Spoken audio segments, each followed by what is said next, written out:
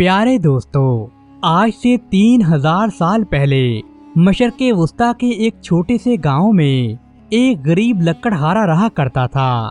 दोस्तों, जंगल के किनारे उसकी छोटी सी झोंपड़ी थी जिसमें वो अपनी बीवी और 3 बेटियों के साथ रहता था। वो बेचारा सुबह ही सुबह घर से निकल जाता और सारा दिन जंगल में लकड़ियां काटता और शाम को उन्हें बेचकर अपने बीवी बच्चों के पेट भरने का इंतजाम करता था। प्यारे दोस्तों, एक दिन का वाकया है। बेचारा लकड़हारा सुबह ही सुबह अपने काम के लिए जाने लगा तो अचानक उसे कोई ख्याल आ गया। वो घर से निकलते निकलते रुक गया और वो अपनी बीवी से कहने लगा, बेगम, मैं आज दोपहर में खाने के लिए घर वापस नहीं आऊंगा। वो पूछने लगी, आप घर वापस क्यों नहीं आएंगे? दोस्तों, बीवी बड़ी परेशान हुई तो लकड़हारा आगे से कहने लगा, घर आने जाने में बहुत वक्त जाया होता है। मैं वक्त जाया बिल्कुल भी नहीं करना चाहता। उसी वक्त में मैं कुछ मजीद लकड़ियां काट लूंगा। उनको बेचकर हम अपने लिए कुछ पैसे जमा कर सकेंगे। दोस्तों, बेगम कहने लगी, जी आप सारा दिन भूखे रहेंगे क्या? लकड़हारा फिर से बोला, नहीं मेरी बेगम, मैं भूखा नहीं रहूंगा। तुम ऐसे करना कि खाना बांध कर मेरी बड़ी बेटी को पीछे भेज देना। इस तरह मेरा वक्त भी बच जाएगा और मुझे खाना भी टाइम पर मिल जाएगा। दोस्तों, इसकी इस बात पर बीवी पूछने लगी, मगर बेटी को कैसे मालूम होगा कि आप जंगल में कहां पर लकड़ियां काट रहे हो? इतना बड़ा और खौफनाक जंगल है। ये तो छोटी सी बच्ची है, बेचारी कहां मारी मारी फिरेगी। नहीं नहीं, घबराओ नहीं, इसे रास्ता मालूम हो जाएगा। हमारी बेटी बड़ी अक्लमंद लड़की है। लकड़हारा अपनी बीवी को समझाते हुए कहने लगा, मैं बाजरे का थैला साथ ले जाता हूँ। जिस तरफ मैं जाऊंगा मैं वहीं बाजरे के दाने बिखेरता जाऊंगा। इस तरह मेरी बेटी रास्ता नहीं भूलेगी और मुझ तक सही सलामत पहुँच जाएगी। लकड़हारा इतना कहकर लकड़ियां काटने के लिए जंगल की तरफ चला गया।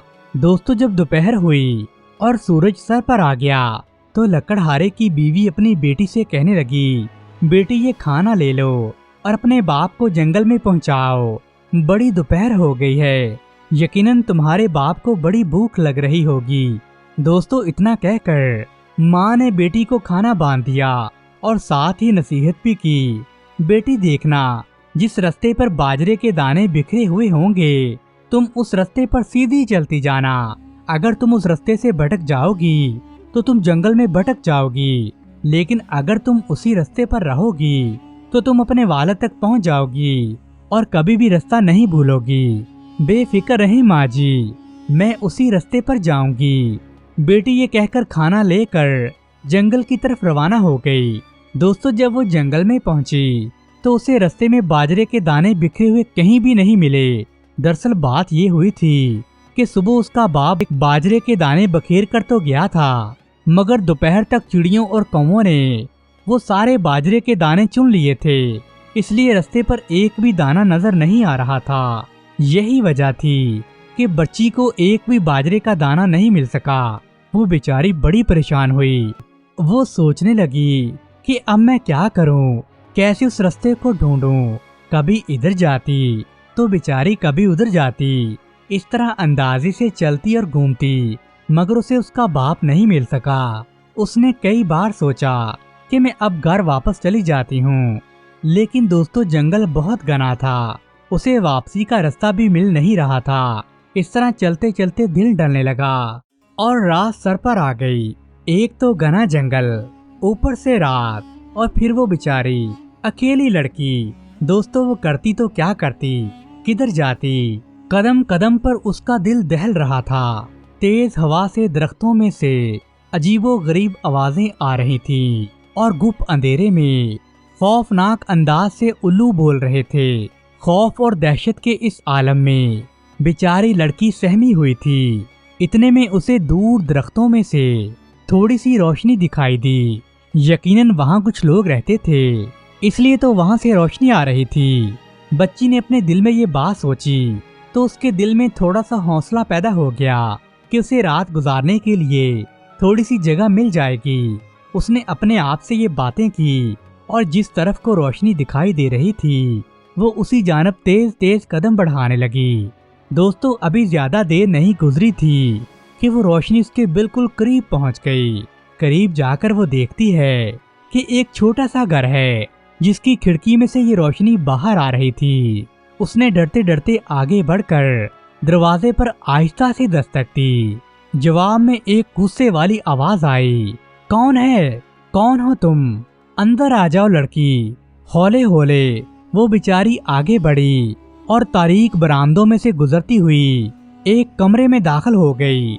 दोस्तों वहां कमरे में एक बहुत बड़ा आदमी बैठा हुआ था जिसके बाल बर्फ की तरह बिल्कुल सफेद थे। वो एक मेज के साथ कुर्सी पर बैठा था। वो दोनों हाथों से अपना सर थामे हुए था।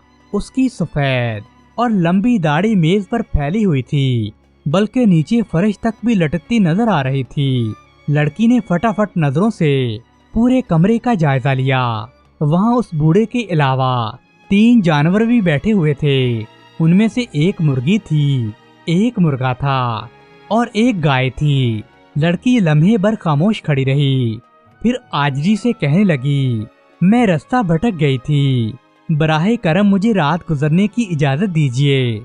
दोस्तों बच्ची की आवाज सुनकर बूढ़े आदमी ने सर ऊपर उठाया और एक नजर लड़की पर डाली और फिर चूल्हे के पास बैठे हुए 3 जानवरों की तरफ देखकर बोला, प्यारे मुर्गी और प्यारे मुर्गे, इस बारे में तुम्हारा क्या कहना है? और मेरी प्यारी गाय, अब तुम भी बताओ क्या कहती हो? दोस्तों जब बूढ़े आदमी ने उन जानवरों से ये बात दरियाफ्त की तो तीनों जानवर एक जुबान होकर बोले, हम इस पर राजी हैं। बूढ़ा लड़की को मुखातब करके कहने लगा, बेटी ऐसा करो, बावर्ची खाने में जाओ, वहाँ बहुत सामान रखा हुआ है, हमारे लिए खाना तैयार करो। दोस्तों ये सुनकर लड़की बड़ी खुश हो गई और लड़की जल्दी जल्दी से बावर्ची खाने में चली गई। वहाँ जाकर वो देखती है वाकई खाने पकाने का सारा सामान मौजूद है। खुद बेचारी को भी भूख लग रही थी। दोस्तों लड़की ने जल्दी जल्दी बर्तन धोए और फिर शानदार और लजीज खाना पकाया, मगर इस मौके पर ये बिल्कुल ही भूल गई कि वहाँ बूढ़े के अलावा 3 जानवर भी मौजूद हैं और उनके लिए खाना भी तैयार करना है।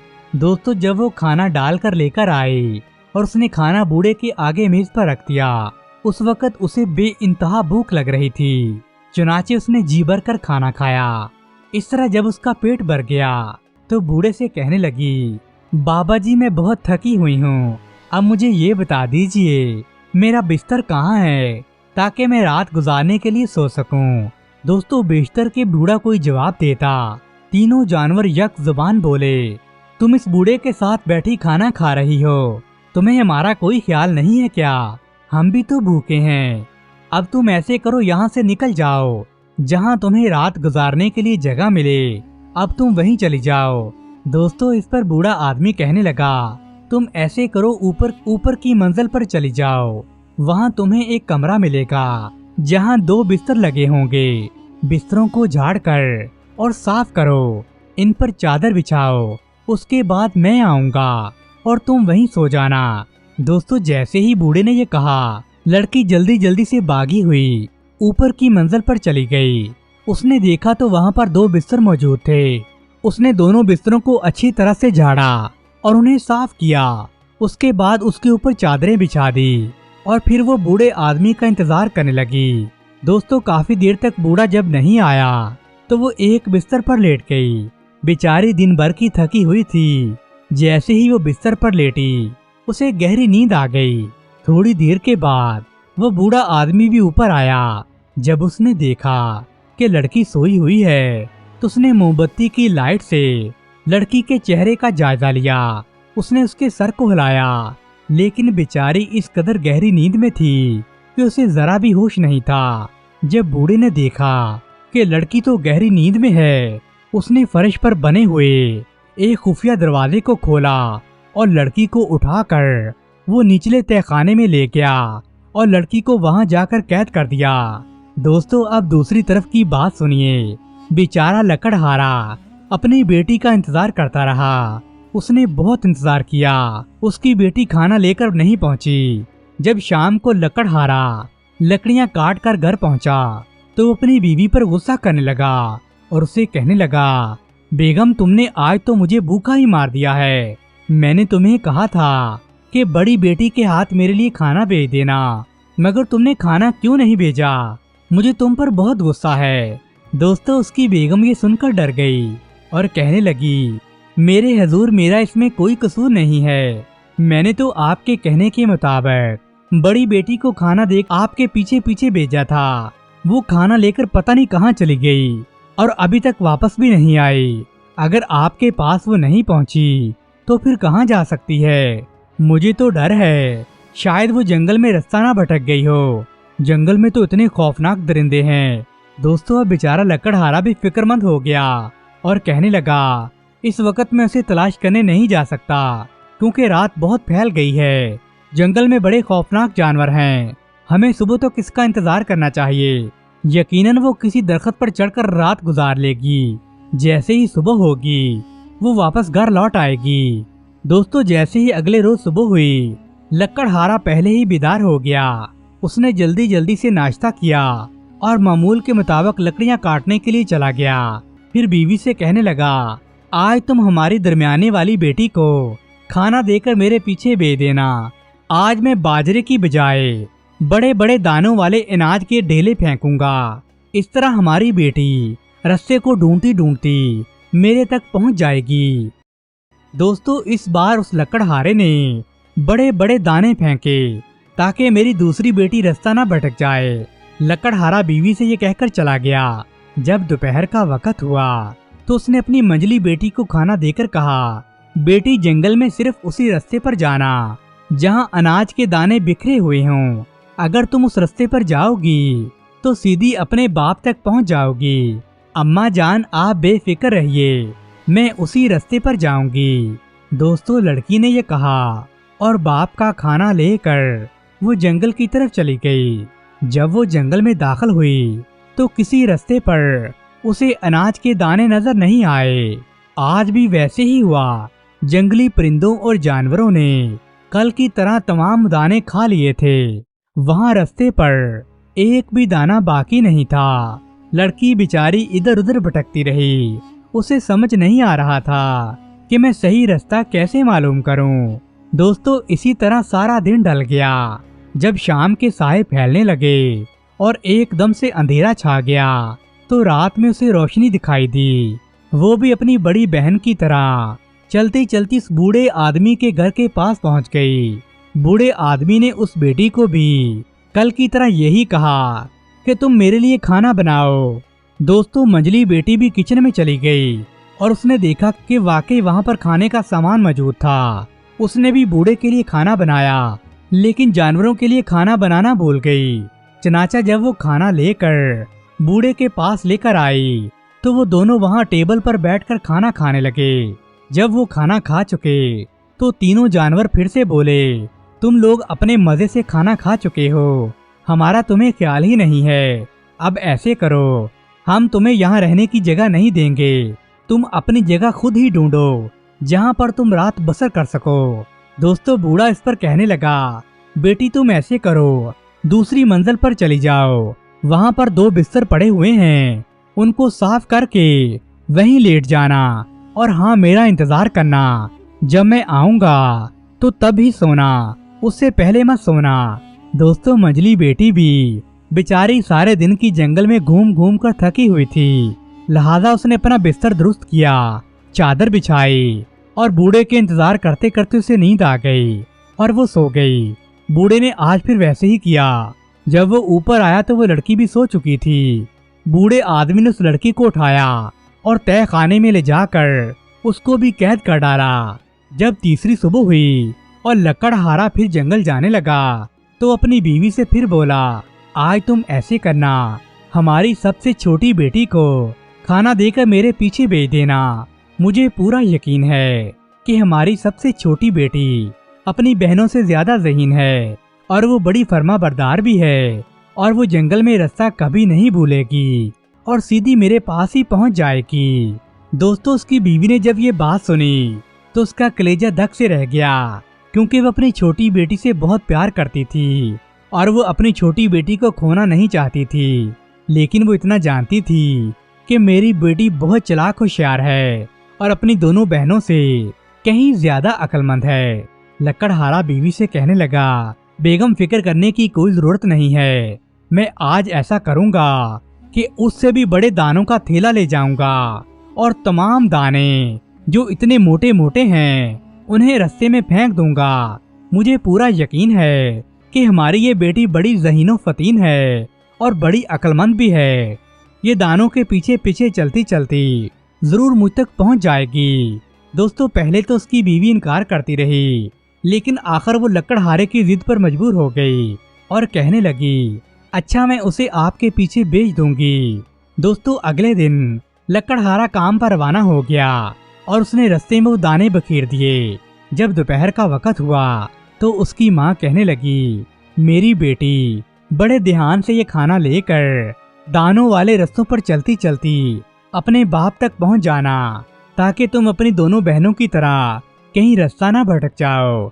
सीधी अपने बाप के पास ही जाना और खाना देकर जल्दी वापस आ जाना। दोस्तों, लड़की बड़ी ज़हीन थी।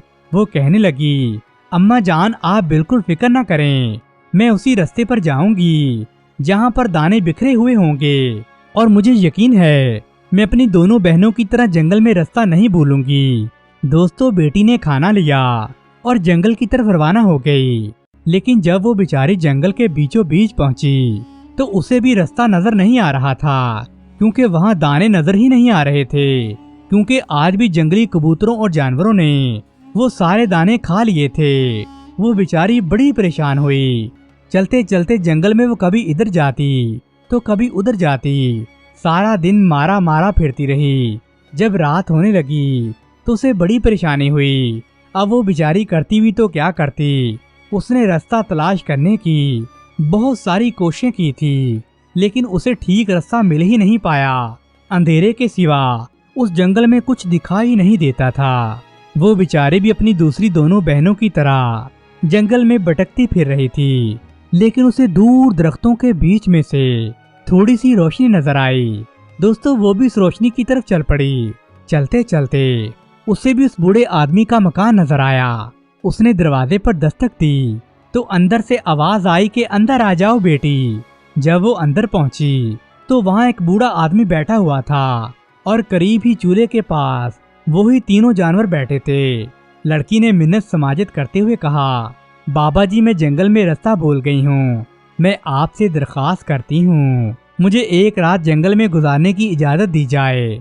दोस्तों, बूढ़े ने पहले की तरह जानवरों से पूछा, हाँ भाई जानवरों, क्या कहते हो? तीनों जानवर कहने लगे, हम राजी हैं। दोस्तों, उसके साथ बूढ़ा कहने लगा, तुम ऐसे करो, किचन में चली जाओ, वहाँ पर जाकर खाना पकाओ। दोस्तों, जैसे ही जानवरों ने कहा कि हम राजी हैं, ये सुनकर लड़की उन जानवरों की तरफ गई जो चूल्हे के पास बैठे हुए थे। उसने मुर्गी और मुर्गे के सर पर हाथ फेरा और गाय को प्यार से सहलाया। दोस्तों, उसके बाद बूढ़ा कहने लगा, बावर्ची खाने में जाओ, वहाँ पर खाना बनाने का सामान रखा है, हमारे लिए खाना तैयार करो। दोस्तों, लड़की उसी वक्त बावर्ची खाने में गई। उसने बड़े शानदार और मजे मजे के खाने पकाए और उसने सूप भी बनाया और प्लेटों में डालकर उसने टेबल पर रख दिया। जब वो खाना चुन चुकी तो अपने आप से कहने लगी, मैं खाना खाकर पेट भर लूं और गरीब जानवर भूखे रहें, ये कभी नहीं हो सकता। मैं पहले इन जानवरों को खाना खिलाऊंगी और बाद में खुद खाना खाऊंगी। दोस्तों, उसी वक्त उसने बर्तन उठाए और खाना लेकर वो मुर्गी और मुर्गे के आगे बखेर दिया। उसके बाद वो कमरे से बाहर गई और उसने घास फूस इकट्ठी की और उसने वो घास गाय के आगे डाल दी और बोली, खाना खाओ, तुम लोग बेजुबान जानवर हो, तुम भूखे होगे, तुम्हें प्यास भी लगी होगी, मैं तुम्हारे लिए पानी भी लाती हूँ। दोस्तों, वो जल्दी से किचन में गई और बड़े से बर्तन में ताज़ा पानी भरकर लेकर आई। उसने वो पानी के बर्तन उन जानवरों के आगे रख दिए। मुर्गा और मुर्गी भागकर बर्तन के किनारे बैठ गए और चूंचे भर भर कर पानी पीने लगे और गाय ने भी पानी पिया। जब वो लड़की जाने लगी तो वो उनको प्यार से मुखातिब करते हुए कहने लगी, मैं अभी बावर्ची खाने में जाती हूँ और बूढ़े के लिए भी कुछ खाना लेकर आती हूँ। दोस्तों, उसके बाद उसने बूढ़े को खाना दिया और खुद भी खाया और बूढ़े ने कहा, तुम ऊपर जाकर लेट जाओ, वहाँ पर बिस्तर लगे हुए हैं। दोस्तों उस बेटी ने ऐसा ही किया, ऊपर जाकर बिस्तर दुरुस्त किया और वहाँ पर जाकर लेट गई। जब वो सुबह उठी तो उसके पास वाले बिस्तर पर एक अजनबी नौजवान लेटा हुआ था। वो नौजवान इंतहाई हसीन और खूबसूरत था। उसको देखकर लड़की घबरा गई और कहने लगी, आप कौन हो और यहाँ कैसे आए हो? यहाँ पर तो एक बूढ़ा आदमी रहता था। दोस्तों इस पर वो नौजवान कहने लगा, घबराओ नहीं, मैं एक शहजादा हूँ। एक जादूगरनी ने मुझ पर जादू किया था और मेरे 3 खादमों को मुर्गा, मुर्गी और गाय के रूप में बदल दिया था। उसने हमें इस जंगल के घर में कैद कर दिया था और मेरी सफेद दाढ़ी भी बना दी थी। मैं अपने मुलाजमों के साथ ही रह रहा था। मुझे अपने जादू से उसने यहाँ पर बांध रखा था और ये जादू ऐसे ही टूट सकता था कि यहाँ पर एक नौजवान लड़की आती जो कि बड़ी नेक दिल और रहमदिल होती। वो इंसानों के साथ साथ जानवरों पर भी रहम करती, उन्हें भी खाना खिलाती और उनका अच्छे से ख्याल रखती। अगर कोई लड़की ऐसा करती तो उस बूढ़ी जादूगरनी के जादू का जोर टूट जाता और सारी चीजें दोबारा अपनी असली हालत में वापस आ जाती। तुम बड़ी ज़हीन और अक्लमंद लड़की हो, तुमने जानवरों का भी ख्याल रखा है, इसलिए जादू का जोर टूट चुका है और मेरे खादम भी सही सलामत आ गए हैं। दोस्तों उसके बाद उसने देखा कि उसी कमरे के अगल बगल में उसकी दोनों बहनें भी बैठी हुई हैं। शहजादा उस शहजादी और उसकी बहनों को लेकर सीधा अपने महल में पहुंचा और उसने बादशाह सलामत को सारी कहानी सुना दी। दोस्तों कुछ दिनों के बाद बादशाह सलामत ने उस छोटी बेटी के साथ शहजादे का ब्याह कर दिया और पूरी सल्तनत में 15 दिन के लिए जश्न मनाया गया। इस तरह सब हंसी खुशी रहने लगे। प्यारे दोस्तों, अगर आपको ये कहानी पसंद आई है तो वीडियो को लाइक करें और अपने दोस्तों के साथ शेयर करें। शुक्रिया।